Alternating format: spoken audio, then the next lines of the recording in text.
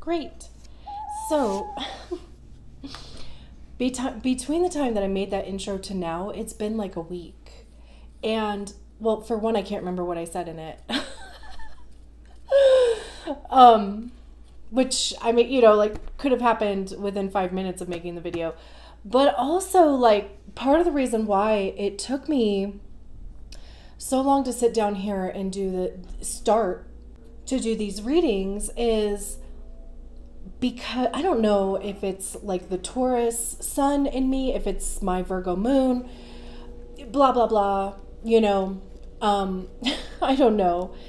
But it's like, I felt like I wanted to have something more prepared, and I get stuck and hung up on these, like, wanting something to be perfect, which it never is.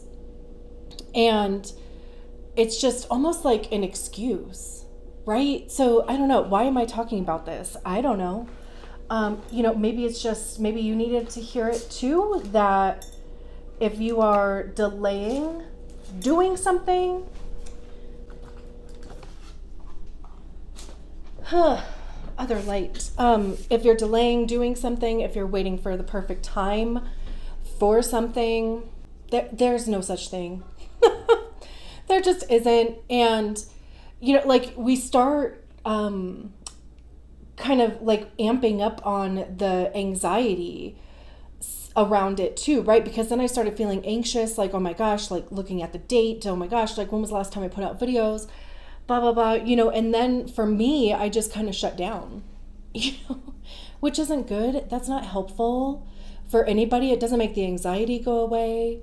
And that anxiety comes from knowing that I wanted to sit down here and I wanted to put out a message to you guys. I wanted to, get some readings out there again.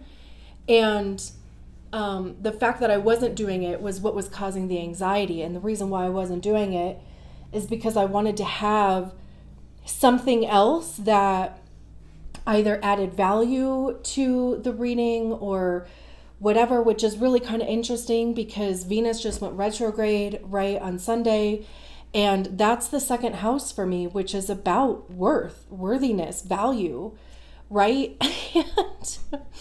And here I am going on and on about wanting something, whatever it is, to be perfect.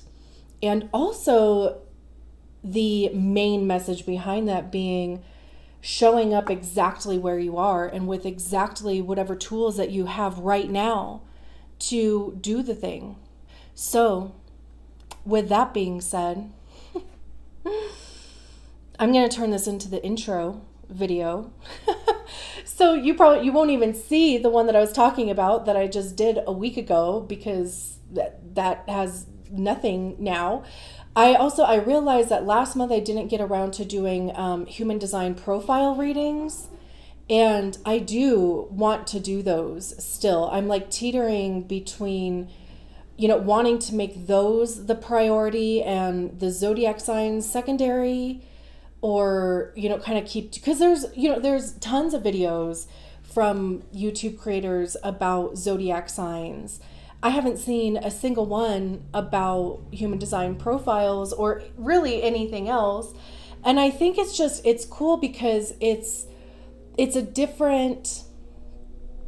just a different avenue to receive a message, like any zodiac sign could be a 1-3 profile or a 2-5 profile or whatever, right?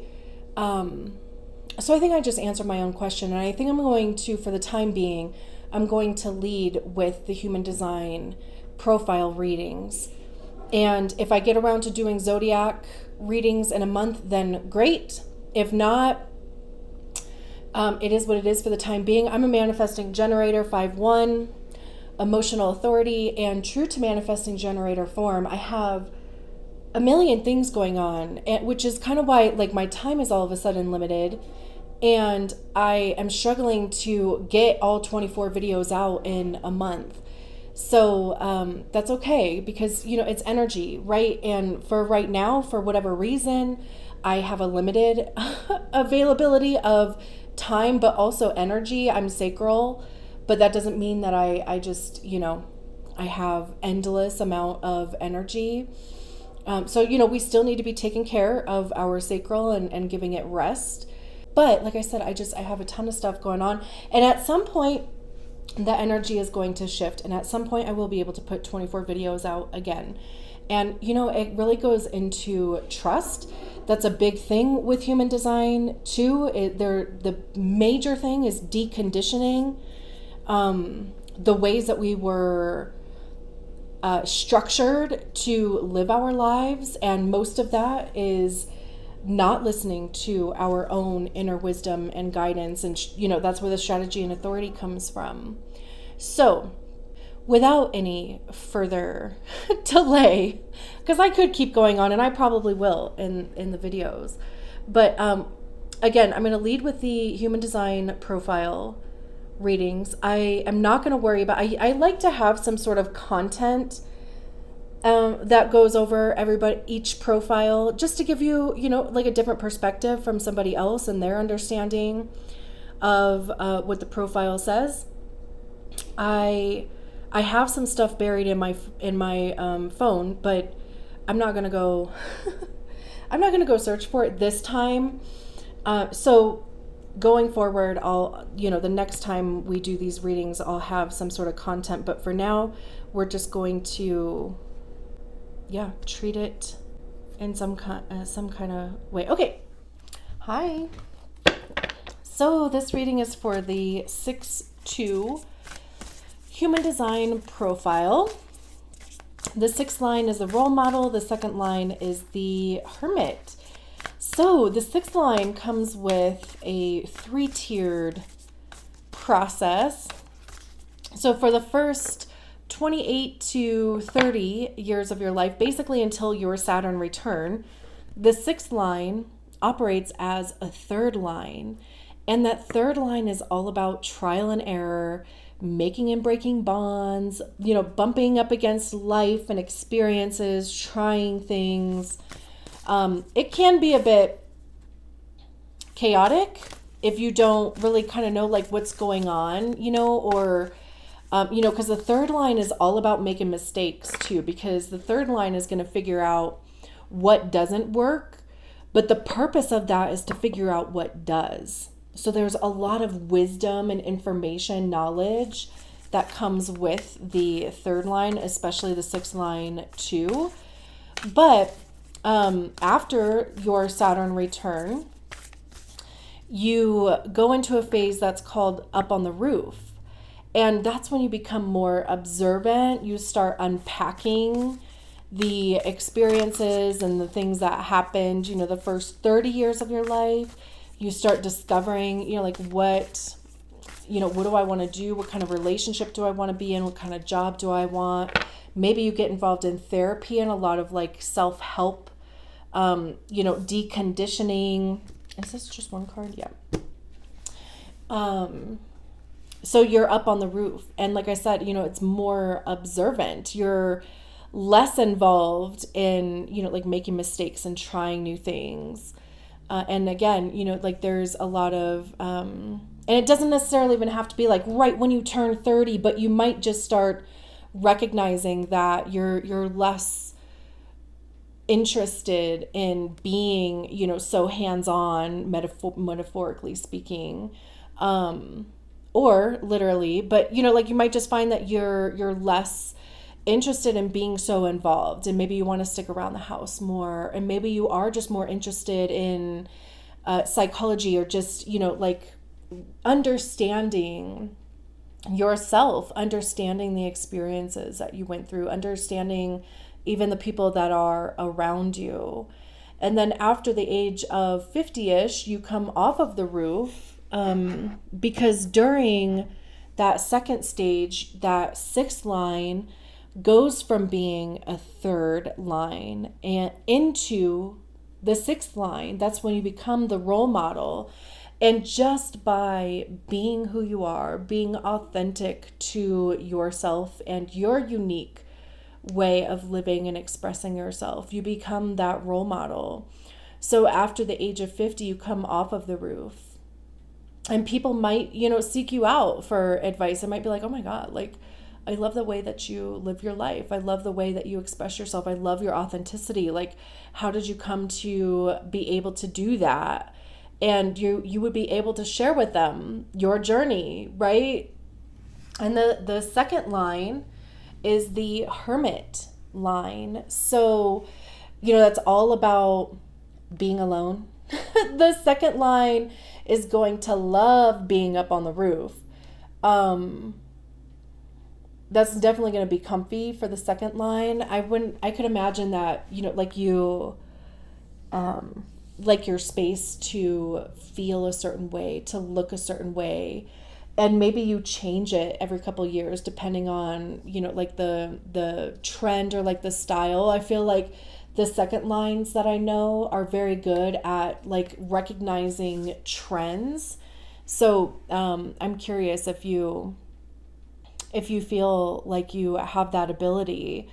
But also with the second line comes like this, they call it the natural genius or like a natural aptitude, where there's just something that you like inherently are good at, and it's hard for you to recognize that thing within yourself, which is where other people come into play, because other people will be able to recognize and you're like, oh my gosh, you're really good at that. Or, and you would be like, what?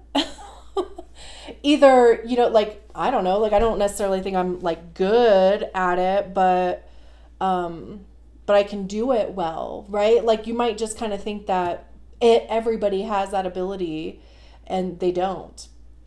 So, yeah. And especially, like with the hermit line, it's recognizing like when you do need time by yourself to rejuvenate, to even, like get your hands into, I don't know why I keep using that expression with you guys, because I haven't used it with anybody else, but like getting your hands dirty. So I don't know, like, is that something, it's just interesting that it kind of keeps coming out of my mouth that way. Like, and I don't even necessarily mean that literally. It can be literally like using your hands to do something, to create something.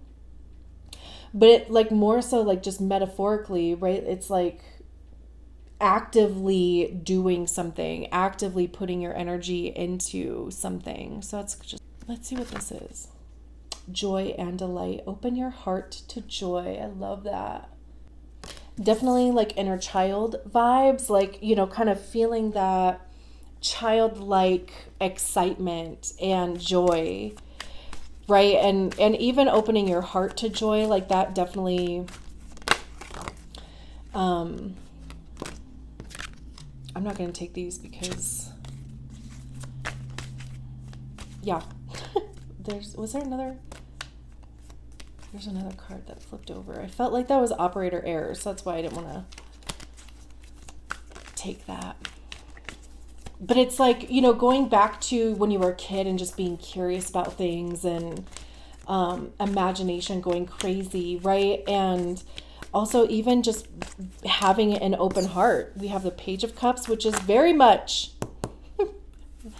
the same thing. Like the Page of Cups is about like imagination and, like allowing your imagination to kind of run wild and expand. Because I feel like, the older that we get, we don't spend a lot of time in our imagination unless it's like imagining winning the lottery. So you can just like take a breather. Or is that just me?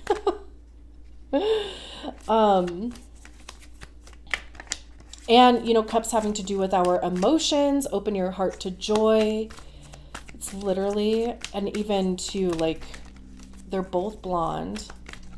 They both have a flower in their hair. Very interesting. I mean, you don't have to be a blonde. I'm just saying like the correlation between the two. Cards are very jumpy, but we only take the ones that fly out. Unless they fly out because it's my fault. 5 more. We have the High Priestess. We have the 6 of Cups. Okay, there's definitely something inner child going on here. How interesting. It always just gets me like so excited when it never seems to like never ceases to amaze me how, like the things that like, because really like in the beginning, whenever I'm like doing my little spiel, a lot of that is intuitive too. I mean, I'm trying to give like, I'm a 5/1, so to give like practical facts on the profile, but there's a lot of like intuitive whatever that I'm also sharing, and it's just interesting how it all just ends up coming together. Interesting.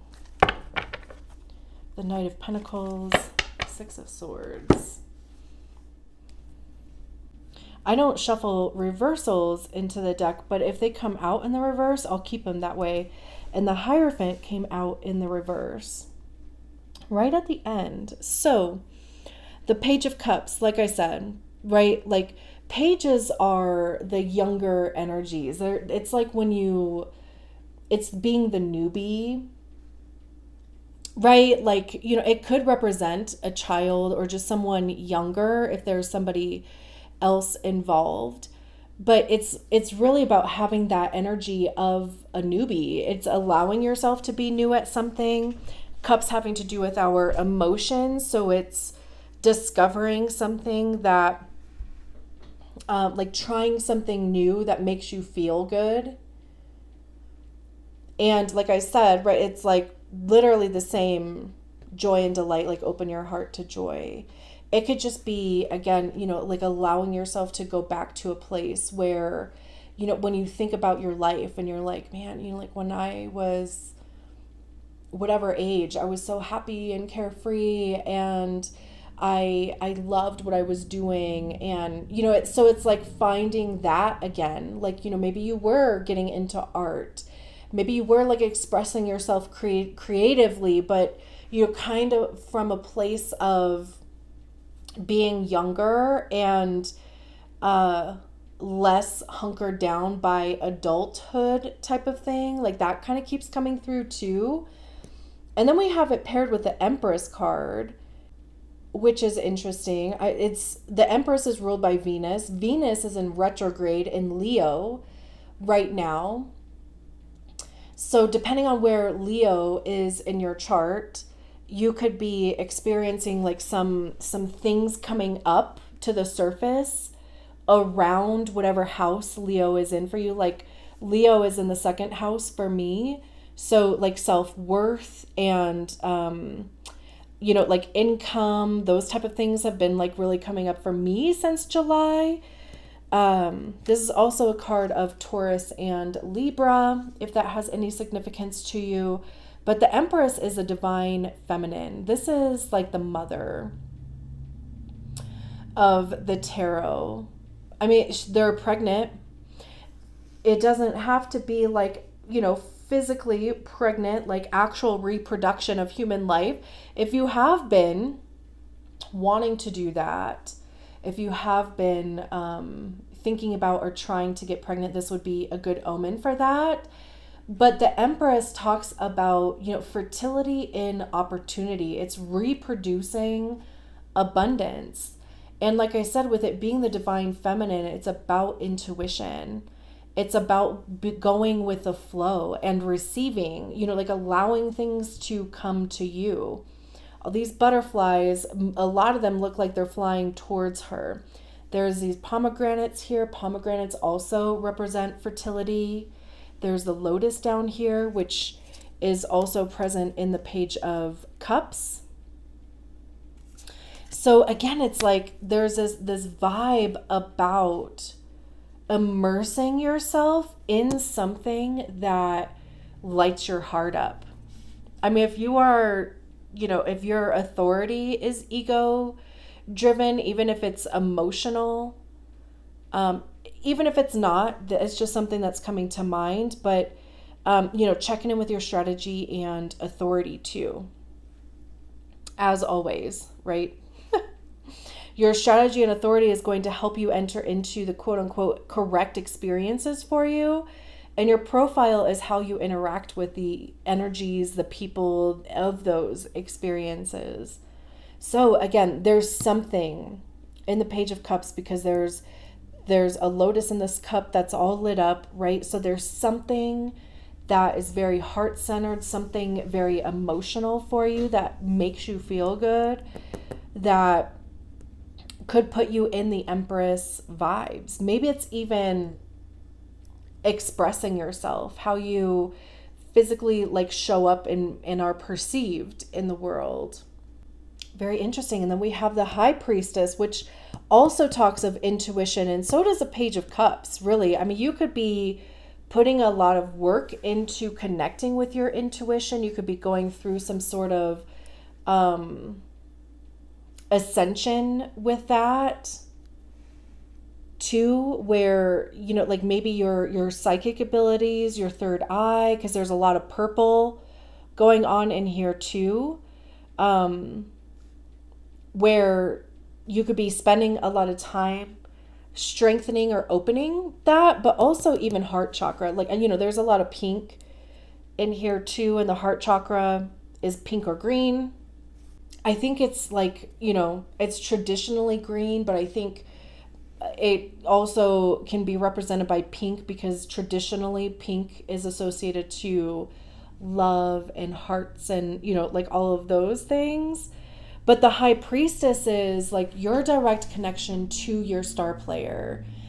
And for me, that's you, right? It's like being directly connected to your intuition, to your higher self, like a higher level of consciousness. There's all these butterflies. Butterflies are about transformation. Literally one thing turning into a completely different thing.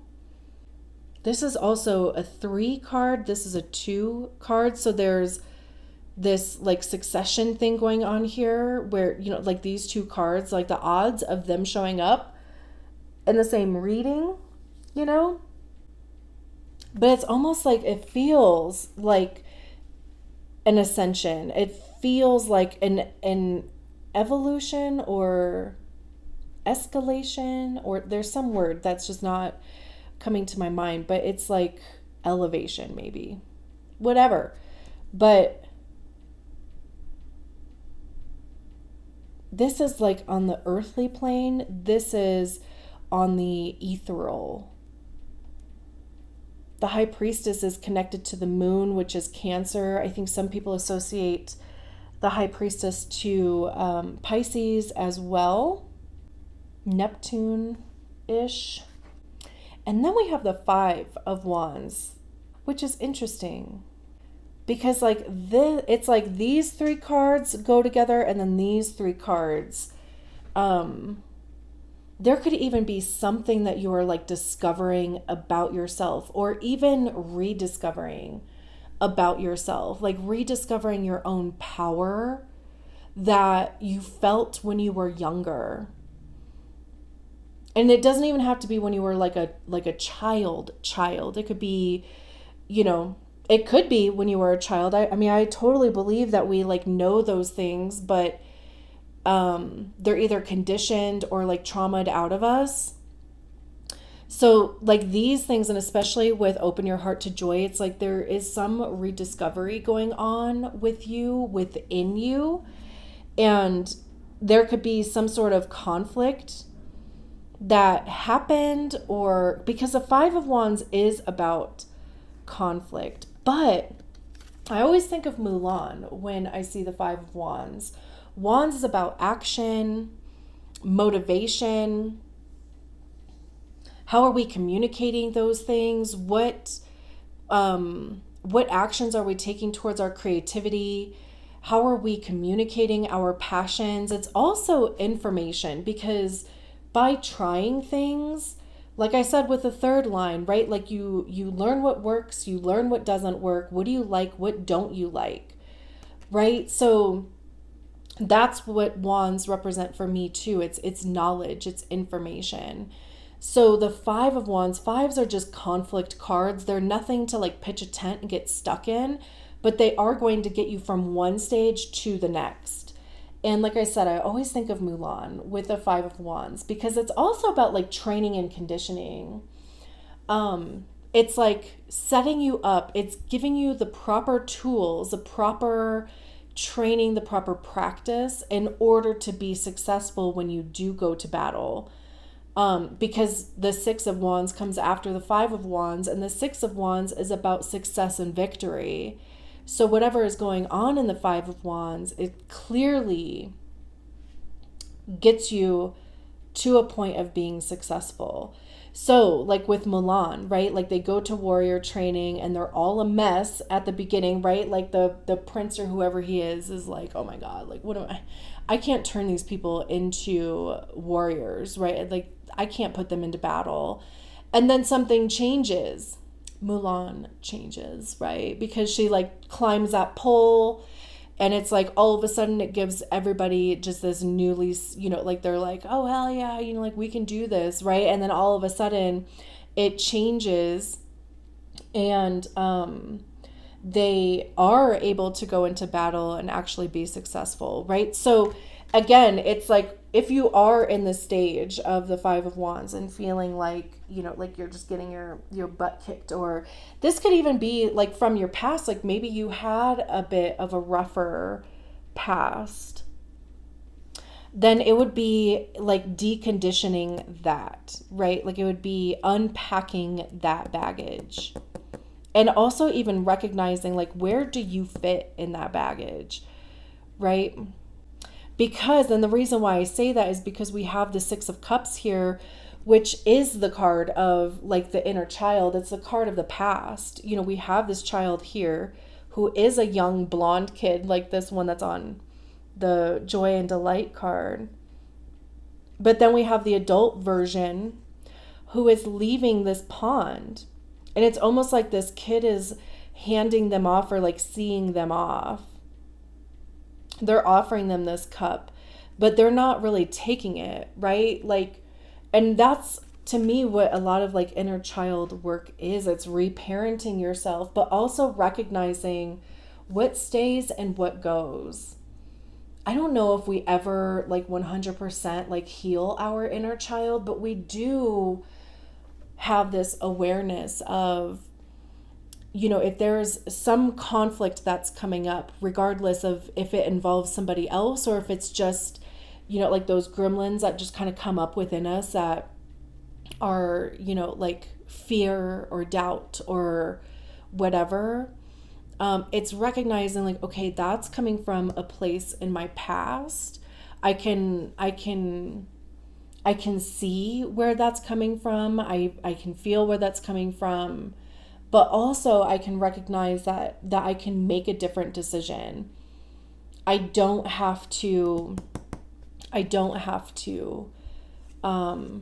feel the same way. I don't have to react the same way. I have a choice where I can lovingly to myself be like, okay, like I can recognize where that's coming from. I know that's a wound within me. I'm going to give myself a ton of compassion, a ton of grace. I'm going to allow myself to work through this, like however I need to work through it, and allow yourself to move forward. Six of Cups is also even about like acts of kindness. Like that's coming to mind, which is interesting. It's like, I don't necessarily, it fits because, random acts of kindness it's great, but it's like, I don't know why it was just like dropped into my mind, like right then. But, and we have the Hierophant in the reverse. So this could have had to do with school. It could have had to do with like some sort of clergy or like authority figure. The Hierophant is about like traditional institutions. It's about traditional like teachings. But also it's like handing down information from generation to generation. Astrology was created like how many years ago? It's been a long time. But the reason why it's still relevant today is because it's being taught, it's being talked about, it's being, passed down. Same with religion, same with, there's the Namaste symbol there. any modality, any ideology, right? But with this being in the reverse, this could be taking a non-traditional route, and maybe that's what you're walking away from. Like if you were conditioned to be very, kind of traditional, do the traditional, 9 to 5 or traditional type of relationship or whatever the case may be, this could be you deciding that that doesn't work for you, and you knew that. You might have known that at a young age. And there's just kind of this, whether this is an internal fight with the 5 of Wands, or if there are like other people, like, maybe it's your guardians, your parents, your family, whoever, maybe it's your friends, that, it's almost kind of like being in conflict with them about it. But then this is recognizing that it is your life. You are in control. You make the decisions here, right? Nobody else has to understand if they don't want to. And again, right, with the Hierophant being in the reverse, it would be taking a non-traditional route. Maybe even learning about something that is not traditional. I mean, astrology really isn't traditional. Human design, too, it doesn't necessarily have to be any of those things, but it can be. And then we have the Knight of Pentacles at the bottom of the deck. So the Knight of Pentacles is the slowest moving knight. Pentacles are about our money, how we get it, how we save it, how we spend it. It's our physical time. Like, what are we spending our physical time doing? It's our physical body. How are we taking care of ourselves? And the Knight of Pentacles there's a dedication and commitment that comes with the Knight of Pentacles, because it's like dedicating yourself to seeing something to fruition. It's also recognizing that in the physical realm where we are in the 3D, time is different. It takes time for something to actualize. And we do need to focus our efforts and our energy on it. This is also very much more about the journey is the point, not the destination.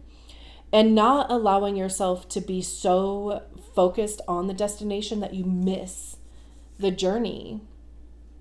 So it is about slowing down. Also allowing and being okay with things going slow. And then we have the 6 of Swords, which again, we have the 6 of Cups, which is walking away from that child, the inner child. And the 6 of Swords is about mentally moving forward. They're letting their swords go. And it is also about moving forward. We have the 7 of Cups, which is about options, possibilities. I love this. And I am going to leave it there. Thank you so much for allowing me to read your cards. I will talk to you soon. Bye.